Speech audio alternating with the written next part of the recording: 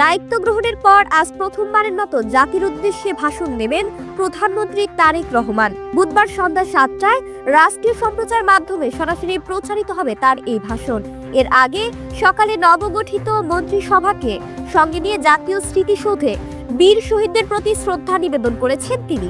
মঙ্গলবার 49 সদস্যের নতুন মন্ত্রিসভার শপথ গ্রহণের পর আজ সন্ধ্যায় জাতির সামনে দিক নির্দেশনামূলক বক্তব্য রাখবেন প্রধানমন্ত্রী তারেক রহমান। সরকারের তথ্য বিবরণীতে জানানো হয়েছে সন্ধ্যা 7টায় বিটিভি ও বেতারে একযোগে সম্প্রচার করা হবে এই ভাষণ। 25 জন পূর্ণমন্ত্রী এবং 24 জন প্রতিমন্ত্রীকে নিয়ে গঠিত নতুন সরকারের রূপরেখা ও আগামীর পরিকল্পনা এই ভাষণে উঠে আসবে বলে ধারণা করা হচ্ছে।